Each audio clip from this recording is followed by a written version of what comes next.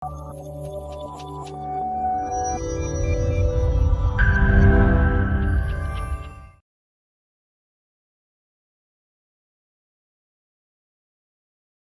kasih. Memang lagu tadi selalu mengingatkan saya betapa ya saya sih sadar ya Tuhan tuh begitu baik. Cuma yang saya diingatkan melalui lagu itu ternyata Tuhan tuh punya pikiran yang begitu besar terhadap saya. Karena saya sendiri melihat diri saya begitu kecil, begitu apalagi dulu ya sebelum dan selama awal-awal di Joy itu saya betul-betul melihat wah ya sesuai dengan panggilan waktu SMA, bejat gitu. Eh, Tuhan itu punya pikiran yang begitu indah terhadap saya yang bejat ini gitu. Itu selalu selalu menggugah hati saya dan mengingatkan sungguh Tuhan luar biasa. Dan itu proses yang saya sendiri alami di Joy gitu loh. Itu bukti yang saya kalau dibilang apa bukti Tuhan mengasihi saya ya banyak hal, tapi bukti nyata dan saya punya saksi adalah teman-teman gitu. Karena bagaimana Tuhan punya apa pikiran yang begitu indah terhadap saya, dan saya sih yakin terhadap kita semua. Wah, pikiran Tuhan tuh terlalu indah gitu sampai kadang nggak percaya, sampai di sini gitu loh, apa Tuhan membawa kita masing-masing, kan itu luar biasa sekali gitu. Kalau melihat saya dulu, saya aduh, ya itu tadi lah si bejat yang ternyata Tuhan punya rencana indah, rancangan indah terhadap si bejat itu gitu. Jadi saya selalu bersyukur kepada Tuhan, dan menurut saya Joy sudah menjadi aliran air hidup bagi saya gitu. Dan melalui senior-senior, makanya saya selalu excited gitu loh kalau ketemu kakak-kakak senior, termasuk Yeri ini termasuk senior saya, karena saya ingat pertama kali datang tuh ya Yeri ini sudah mulai pelayanan gitu loh. Wah gitu, jadi ya selalu menyenangkan lah ketemu senior. Terima kasih buat Yeri, kesaksiannya sungguh akan menjadi hal yang memperlengkapi sharing saya gitu loh. Saya sih sebenarnya sangat minder ya, karena Yeri ini udah S4, S5 kali kuliah teologinya. Ada ibu pendeta juga di sini ada, tapi ya itulah Joy ya. Joy selalu luar biasa lah ya, kita sebagai saudara. Saya bersyukur. Nah, kita akan membaca dari Yohanes 7 ayat 37 sampai 39 saja, karena nanti saya kepancing waktunya lewat nanti. Secara khusus kita akan melihat bagaimana perkataan Tuhan yang paling penting yang akan kita bahas. Mari kita membaca Yohanes 7 37 sampai 39 saja. Saya boleh minta tolong yang lain membacakan biar kita sama-sama aktif. Silahkan. Volunteer. Kayaknya ini aja deh. Yeremia aja deh. Masa dia main musik terus kan, biar kita dengar dia membaca firman. Ya, tolong ya Kakak Yeri, Jeremia, Kakak Yeri. Ya, Yohanes 7 ayat 37, dan pada hari terakhir, yaitu pada puncak perayaan itu, Yesus berdiri dan berseru, "Barang siapa haus, baiklah ia datang kepadaku dan minum.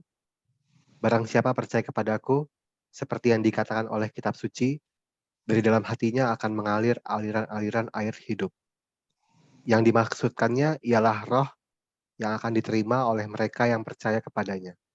Sebab roh itu belum datang, karena Yesus belum dimuliakan. Terima kasih Kak Jere. Teman-teman, ini ketika saya membaca ini luar biasa sekali. Saya rasanya sudah berkali-kali saya baca Yohanes, tapi baru ini saya menyadari hal yang begitu penting di dalam perkataan Yesus ini.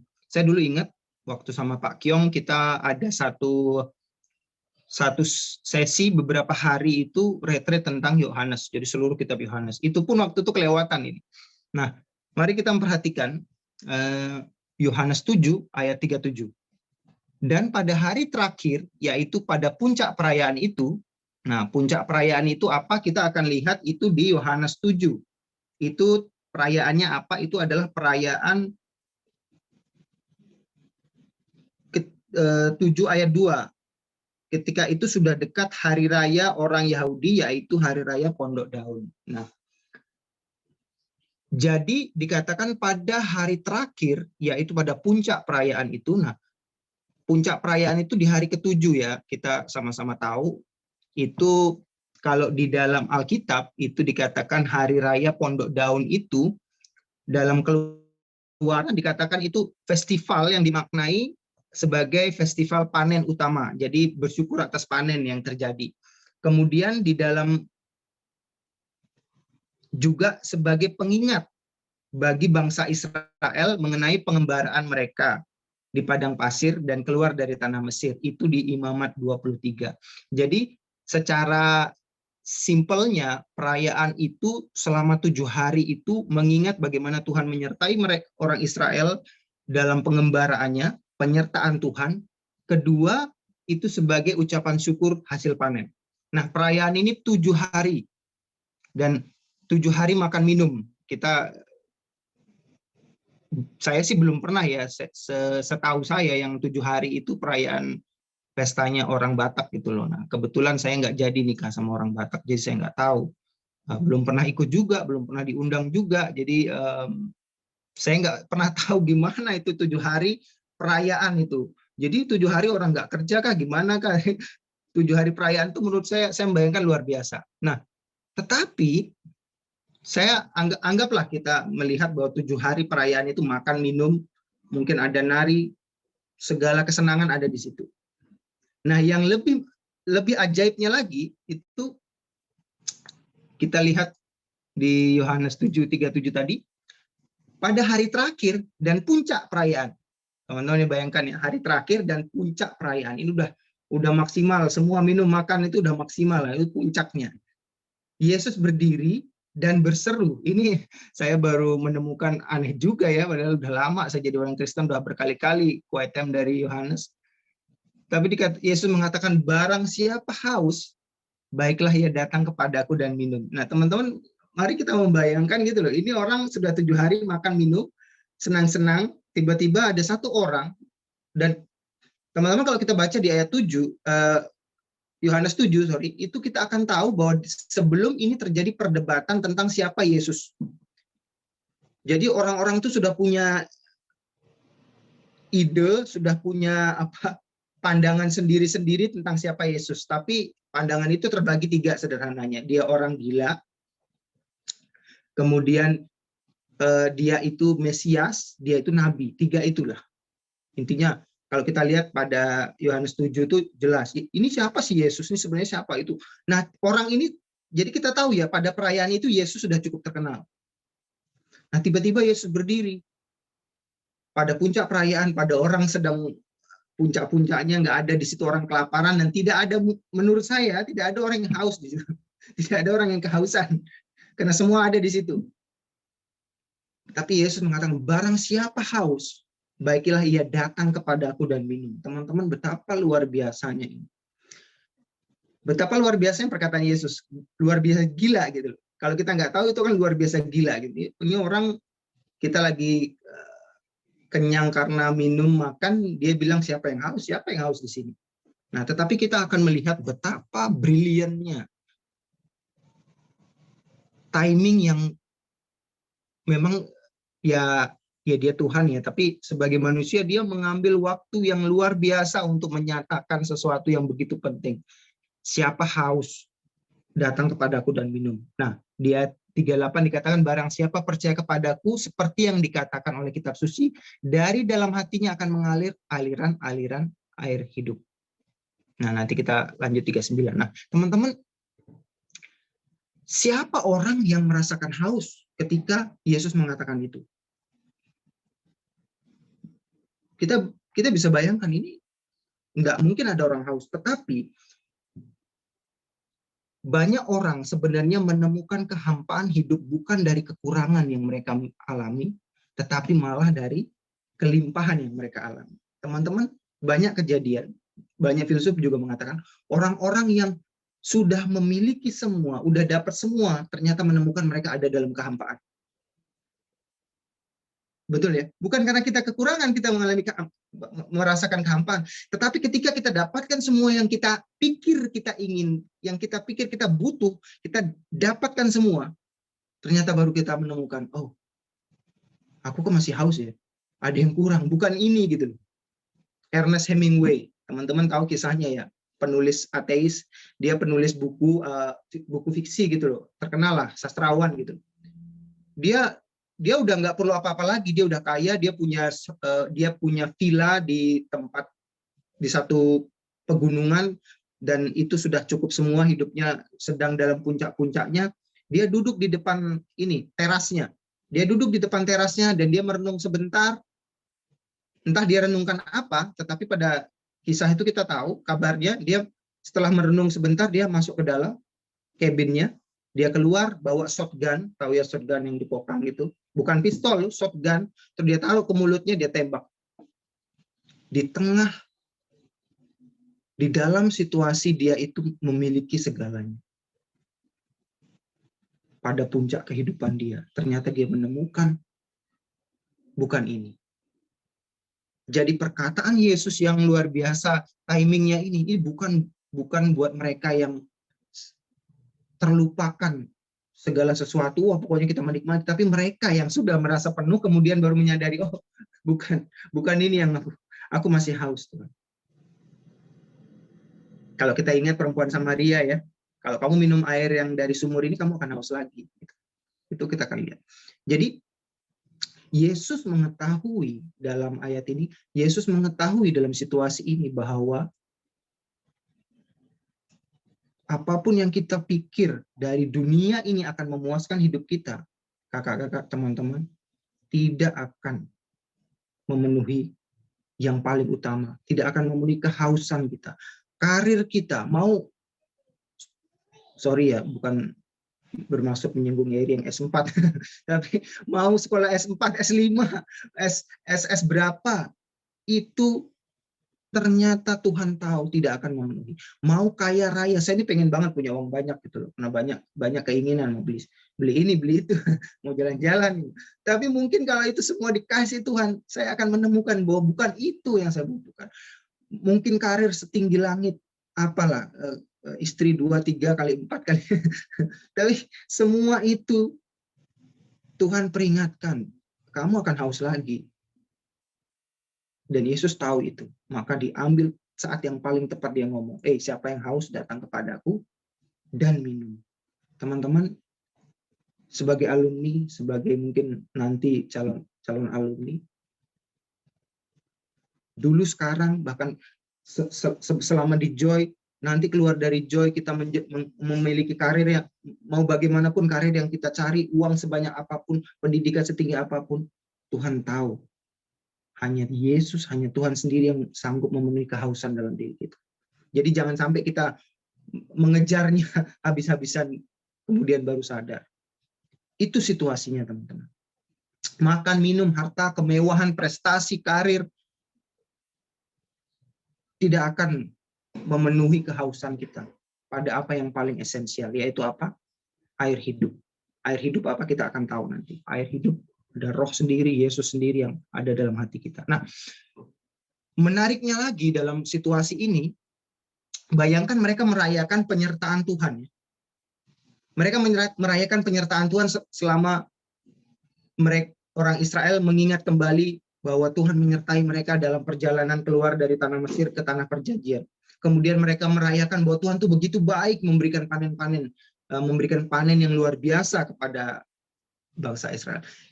Ironisnya, sang pemberinya ada di situ. Dan mereka masih memperdebatkan itu. Ini siapa sih Yesus ini? Oh, dia tukang kayu. Oh, dia nabi. Oh, nggak ada nabi dari Galilea. Kalau kita lihat nanti di ayat, kalau teman-teman nanti baca 741, 742. Mereka masih memperdebatkan. Mereka masih nggak sepakat itu siapa. Itu sayang sekali. Bayangkan dalam merayakan penyertaan dan kebaikan Tuhan, ada Tuhan di situ. Immanuelnya itu ada di situ gitu loh. Tapi mereka melewatkan itu karena apa? Sibuk berdebat tentang siapa ini Yesus. Pertama, sibuk menikmati berkatnya, sibuk merayakan. Nah, saya diingatkan memang kita seringkali beribadah, kita seringkali merayakan kebaikan Tuhan dengan pesta yang besar-besaran, dengan ibadah yang hebat-hebat, musik yang bagus, mau dance, mau apa. Tapi kita ada dalam bahaya kehilangan Immanuel, kehilangan Yesusnya. Maka saya ingat dulu ada diskusi sama Bang Neles waktu 2007 mungkin. Saya mengatakan begini, siapa Joyers sesungguhnya? Kami sama-sama sepakat, ya udah, coba dihilangkan itu hype itu ya, mass meeting yang seru-seru, yang senang-senang gembira itu dihilangkan, tinggal sel group aja.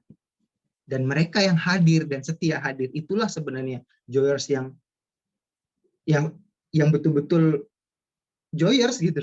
Bukan mereka datang karena gembira-gembiranya, senang-senangnya, bukan karena pelayanan musik yang hebat-hebat gitu. Tapi mereka yang setia gitu. Mau dibina, dididik dalam sel grup, rajin melayani, rajin memberi, rajin berkorban, itulah Joyers yang sesungguhnya dan menjadi Joyers yang betul-betul akan nantinya memuliakan Tuhan. Nah, karena menemukan itu bukan di dalam keuahan, bukan di dalam keramaian, keributan, tetapi di dalam keheningan. Makanya saya ingat kita waktu itu belajar sama Romo Andreas kalau nggak salah ya. Iya, Romo Andreas, Romo Tom juga kita belajar apa itu meditasi gitu ya. Tapi bahasanya bukan meditasi rasanya. Apa ya Romo waktu itu? Alex, kontemplasi kalau nggak salah. Oh ya, Romo Alex. Romo Alex, kontemplasi. Terus saya ingat waktu itu ada Alone with God gitu ya. Ternyata memang di dalam perayaan besar-besaran kita punya bahaya kehilangan Kristus. Di dalam gereja yang hebat, yang wah, pesta yang besar-besaran, walaupun kita ngomong ini pesta untuk memuliakan Tuhan, ini pesta untuk mengingat kebaikan Tuhan, kita bisa kehilangan Sang Immanuel yang hadir di situ. Dan itu mudah sekali, teman-teman. Bagaimana kita mau mengundang 1.000, 2.000, 3.000 orang untuk datang ke ibadah? Sebenarnya di Indonesia gampang sekali. Datangin saja artis Kristen yang terkenal. 7 hari 7 malam, ganti-ganti artisnya. Rame nggak yang datang? Terus habis itu kasih apa namanya? Apa tuh undian tuh apa ya namanya? Biasa di pesta-pesta Door prize. Kami di Palangkaraya ini juga gitu. Jadi kalau ada Natal tuh door prize-nya banyak. Jadi ya orang senang kan gitu loh. Jadi yang dicari door prize-nya gitu loh. Itu ya oke lah, kita bisa terima, memang begitulah ya. Kita begitu, saya juga mungkin begitu. Nah, tapi inilah bahaya yang kita harus sadari. Bukan berarti kita hindari ya perayaan-perayaan seperti itu, tapi kita harus lebih memaknai lebih dalam. Karena di sini orang Israel sendiri kehilangan Immanuel yang hadir, malah mereka menikmati yang secondary-nya gitu loh. Itu waduh, saya merasa ironis sekali ketika membaca itu. Sang Immanuel, dia yang menyertai, yang memberkati, hadir di situ, tapi orang Israel kehilangan. Sibuk menikmati makan minum pesta dan sibuk berdebat ini siapa Yesus. Ironis sekali gitu. Maka saya pernah beberapa kali ibadah di gereja Katolik dan saya betul menikmati juga gitu. Walaupun saya juga pelayanan di gereja GBI gitu sebagai pemain musik. Gitu. Jadi masalahnya adalah menemukan Yesus dalam setiap kegiatan yang kita lakukan dalam ibadah, itu yang sangat penting. Dan di sini yang jangan sampai kita kehilangan pelajarannya gitu. Nah, lagi yang menarik dari perkataan Yesus ya, barang siapa haus, baiklah ia datang kepadaku dan minum. Barang siapa percaya kepadaku, kita masuk 7 ayat 38, seperti yang dikatakan kitab suci, dari dalam hatinya akan mengalir aliran-aliran air hidup. Nah, teman-teman, ini yang sangat menarik dari Yesus. Saya sangat suka perbandingan agama. Jadi biasanya kalau saya sharing di Joy di Perkanta, saya selalu membandingkan gitu. Kenapa sih saya merasa kekristenan itu lebih superior, lebih canggih gitu. Nah, jadi kalau kita lihat guru-guru lain mengatakan, ayo ikut aku. Agama lain mengatakan, ayo ikut aku, nanti aku berkati kamu, aku kasih kamu kehidupan yang baik, nanti aku kasih kamu surga, aku berikan kamu berkat-berkat gitu. Kan semua begitu rata-rata. Bahkan kekristenan pun begitu. Tetapi di sini kalau kita perhatikan, Yesus mengatakan apa? Kalau kamu ikut aku, dari dalam hatimu akan mengalir aliran air hidup. Teman-teman sadar nggak bahwa itu dimaksud, yang kamu dapatkan itu aliran air hidup, itu mengalir keluar gitu loh. Itu ngomong tentang air yang mengalir keluar. Jadi kekristenan bukan rohku atau aku itu bukan untuk kamu nikmati sendiri. Janji Tuhan nggak, kamu akan kaya, kamu akan hidupnya tenang, kamu akan baik-baik saja. Ya tadi kesaksian Yeri ya. Kesaksian Yeri luar biasa, pas banget dengan ilustrasi jadi ilustrasi gitu, bahwa orang yang ada roh Tuhan di dalamnya itu mengalir air hidup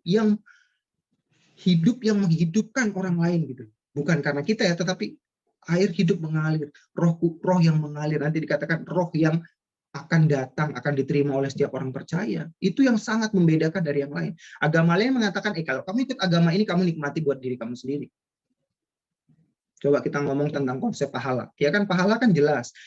Kebaikan apapun kalau soal pahala ada kembali untuk dirinya sendiri ya. Karena saya berbuat baik, saya mendakwahi atau menginjili ya supaya saya dapat pahala gitu loh. Itu kan kebaikan yang kembali pada diri sendiri. Itu kan sederhana sekali. Tetapi Kristus mengatakan, no, kamu nggak butuh pahala, kamu udah diselamatkan, kamu udah diampuni. Sekarang hidupmu tuh untuk jadi berkat supaya orang lain bisa menerima kehidupan. Dan itu, saya merasa itu sesuatu yang sangat sulit untuk dihidupi. Luar biasa sulit. Luar biasa sulit. Bagaimana pendeta punya 5-6 mobil mewah, ada jemaatnya yang kuliah aja nggak bisa, itu kan nggak bisa kita terima gitu. Wah, itu sulit gitu. Jadi kayak pendeta tadi yang Yeri cerita, Pastor Son itu jelas hidupnya itu ketika dia menerima Kristus bukan dia untuk nikmati sendiri, bahkan dia korbankan hidupnya. Mengerikan sekali cara dia berkorban supaya orang lain menerima air hidup. Jadi perbedaan jelas Kristus dengan yang lainnya. Kekristenan dan yang lainnya jelas. Bahwa kita menikmati berkat itu bukan kita nikmati sendiri, tetapi supaya orang lain menerima kehidupan. Kalau itu tidak terjadi, berarti ada yang salah dengan kekristenan kita. Itulah Kristus. Keegoisan tidak bisa berjalan dengan kekristenan. Tidak bisa. Nah, apa ini air yang dikatakan apa? Air hidup yang mengalir ini apa? Dikatakan dalam hatinya akan mengalir aliran-aliran air hidup. Di 39 dikatakan yang dimaksud ialah roh yang akan diterima oleh mereka yang percaya kepada Kristus. Waktu itu dikatakan rohnya belum datang karena Yesus masih ada di situ dan belum ditinggikan gitu kan. Nah, teman-teman, kita akan melihat lagi perempuan Samaria. Ini luar biasa cerita. Kamu kalau minum di sini kamu akan haus lagi. Tapi kalau kamu minum air yang aku beri kepadamu, kamu tidak akan haus lagi. Tapi jelas dia mengalirkan sesuatu dalam hidupnya. Bayangkan, begitu drastisnya 180 derajat perubahannya perempuan Samaria. Begitu dia dari yang malu-malu, nggak mau bareng-bareng perempuan lain kan, karena ya dia istilahnya perempuan bejat, kayak saya dulu bejat gitu. Tapi begitu ketemu Kristus, dia tidak punya malu lagi, datang ke kampungnya dan bilang, aku ketemu Mesias. Dia tahu tentang hidupku. Coba bayangkan, sebegitunya kehidupan yang bertemu dengan Kristus. Secepat itu, nggak usah tunggu waktu, secepat itu aja. Saat itu juga hidupnya berubah dari kering. Dia kan kering ya, karena dia punya banyak suami, itu kan kekeringan sebenarnya. Entah kekeringan soal apa gitu, tidak perlu bahas. Tapi begitu dia kering, begitu bertemu dengan Kristus, ada aliran air yang dia terima dan dia mengalirkan air itu sedemikian rupa. Perempuan Samaria itu dipulihkan, kemudian bersaksi dan memberkati. Jadi air hidup di sini jelas pekerjaan roh yang akan menyegarkan dan memulihkan kita. Kakak-kakak dan teman-teman. Itu pekerjaan roh. Dia menyegarkan dan memulihkan dan bisa memberkati. Roh Kudus itu memulihkan, Roh Kudus menyegarkan. Tidak hanya untuk diri sendiri, tetapi mengalir untuk orang lain. Sekali lagi keluar dari diri kita untuk memberkati orang lain sehingga nama Tuhan dimuliakan. Maka dikatakan ketika aku ditinggikan, aku akan menarik orang-orang datang kepadaku. Wah, itu gambaran yang luar biasa. Ketika hidup kita meninggikan Tuhan, aliran-aliran roh itu nyata dalam hidup kita, orang akan datang kepada Tuhan. Bukan datang kepada kita, tetapi akan datang kepada Tuhan. Ketika aku ditinggikan, itu kata nubuatan Yesus, ketika aku ditinggikan, aku akan menarik orang-orang datang. Maka dalam hidup kita, ketika kita meninggikan Yesus, dalam ibadah kita, ketika ibadah kita meninggikan Yesus, dalam apapun pekerjaan usaha, kita ngajar atau apapun juga, ketika Yesus ditinggikan, Yesus sendiri yang akan menarik orang-orang datang kepada Kristus. Sesuai anugerahnya tentunya. Nah, jadi segala yang kita kerjakan, jika itu diinisiatif oleh Allah dan dalam pimpinan Roh Kudus, saya lebih suka dipimpin Roh Kudus daripada dikuasai. Kalau dikuasai kan kesannya aku nggak berdaya nih karena Roh Kudus berkuasa nih. Ya udahlah, terserah aja Roh Kudus mau ngomong apa. Makanya kadang-kadang kalau kita baca dikuasai Roh Kudus dalam Perjanjian Lama itu kan hostnya itu jadi nggak sadar gitu ya, mereka berkata-kata sembarangan apa di Perjanjian Lama itu mereka ngapa-ngapain yang mereka sendiri nggak bisa kontrol gitu. Nah, saya percaya Roh Kudus itu memang kadang-kadang Roh Kudus akan menguasai karena ada keperluan di situ, tetapi bagi saya lebih sering Roh Kudus akan memimpin, karena dalam memimpin itu kalau kita dipimpin Roh Kudus ada dua respon, kita taat atau tidak taat. Itu memerlukan partisipasi kita juga gitu. Jadi segala yang diinisiatif Allah dan dalam pimpinan Roh Kudus yang kita kerjakan itu akan melahirkan buah-buah roh. Itulah air kehidupan yang mengalir. Dan ketika buah-buah roh dinyatakan, Allah ditinggikan dan jiwa-jiwa diselamatkan. Kembali lagi saya mengatakan bahwa jiwa-jiwa diselamatkan adalah tujuan akhir dan alasan kenapa kita masih ada di sini dan Joy juga masih ada. Inisiatif Allah, pimpinan Roh Kudus, kerelaan kita untuk mentaati Roh Kudus, maka menghasilkan apa? Buah-buah roh. Dalam apapun, pekerjaan, usaha, apapun yang kita kerjakan, pelayanan juga, ketika Allah ditinggikan, jiwa-jiwa akan datang kepada Tuhan. Nah, di mana posisi kita, kakak-kakak, teman-teman? Tentu saja kita tidak, sekali kita masuk dalam suatu posisi, kita akan terus-terusan di situ, ternyata tidak ya. Iman kan bukan apa ya, ya selalu perlu dilatih gitu, maksudnya selalu perlu kita kerjakan iman itu. Nggak bisa kita sekali beriman terus imannya akan kuat saja tanpa ada usaha, tanpa apa-apa, tidak. Tapi memang kita ada dalam kadang-kadang perlu bertobat, perlu dikuatkan, lagi kuat, saling menguatkan. Itulah gunanya persekutuan. Tapi pertanyaan akhirnya adalah di mana posisi kita sekarang? Ada 3 posisi yang saya bisa nyatakan di sini. Kita lagi kering. Kering itu artinya benar-benar jauh dari Tuhan dan tidak menerima Tuhan dan belum menerima Tuhan sama sekali. Kedua, kita menerima air tapi tidak mengalirkannya seperti laut mati. Kita diberkati tapi tidak mau menjadi berkat karena kita pikir ya udah kan saya percaya Yesus saya masuk surga. Kan memang tidak perlu lagi saya pelayan. Saya ingat pelatihan Joy waktu itu, salah satu kata yang saya paling ingat itu adalah dari Pak Johan Gloria ya, saya lupa nama panjangnya. Dia mengatakan banyak orang Kristen itu save soul, but wasted life. Jadi jiwanya diselamatkan, tapi dia hidupnya terbuang sia-sia. Karena apa? Dia mengatakan, oh nanti saya pelayanan kalau udah pensiun. Saya pelayanan kalau udah tua, ntar pelayanan kalau anakku udah lahir. Dari kuliah sebenarnya sama dia. Ntar saya lagi skripsi. Saya kan waktu di Joy kan banyak orang-orang yang punya banyak alasan itu. Saya ingat ini Bang Sudiman dulu sangat groundbreaking gitu. Oke, siapa yang ngomong sibuk sini? Ayo kita hitung kesibukanmu. Itu saya ingat sekali itu. Itu saya selalu bagikan itu. Berapa jam kamu belajar? Oh, akhirnya kita waktu itu saya ingat itu hitung-hitungan, ternyata masih banyak waktu ya. Jadi habis itu nggak ada yang berani bilang saya terlalu sibuk gitu. Saya ingat banget dan saya juga begitu. Jadi saya masih kerjain skripsi nih, mau ujian nih. Nanti saya lagi cari kerjaan nih, saya lagi cari pasangan hidup nih, saya mau persiapan pernikahan nih, habis itu saya mau punya anak nih, saya persiapan punya anak. Alasan itu akan ada terus dan alasannya semua baik gitu. Jadi kita lagi lewat mati, diberkati tapi berhenti memberkati. tidak mengalirkannya. Atau kita memiliki air hidup yang mengalir keluar. Dan inilah cita-cita dan harapan bagi setiap Joyers, dan terutama kita sebagai alumni yang bisa menjadi contoh.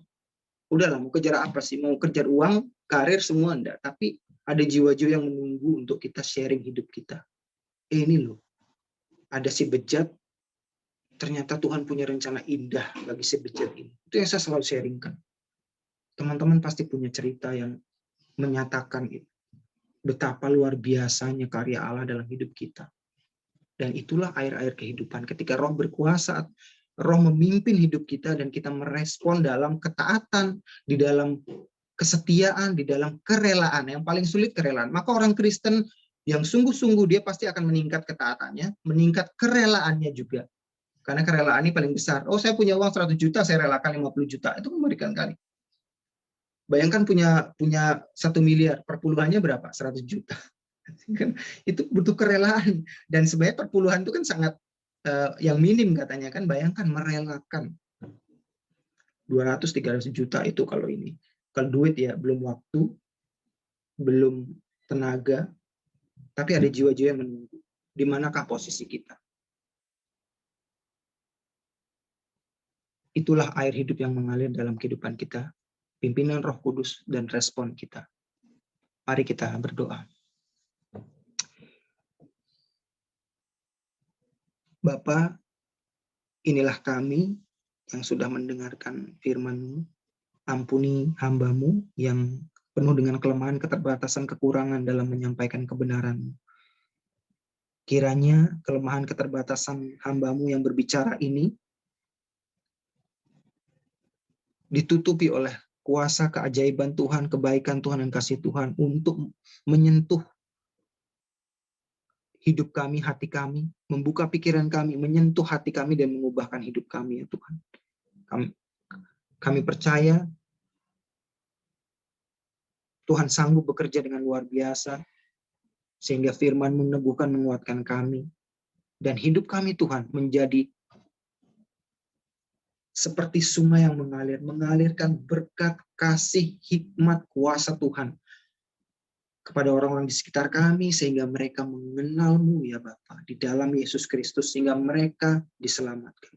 Kami berdoa buat Joy, juga menjadi tempat di mana orang-orang bertemu dengan Kristus, menerima aliran air hidup, dan menjadi orang-orang yang mengalirkan air itu di dalam kehidupan mereka. Hanya Engkau Tuhan yang sanggup mengerjakannya. Dan kami dengan penuh kelemahan, keterbatasan kami mau ya Tuhan, jika Engkau berkenan memakai kami. Terpujilah Engkau Bapa, dimuliakanlah nama-Mu. Hanya di dalam Yesus Kristus kami berdoa dan berserah kepadamu. Amin. Terima kasih.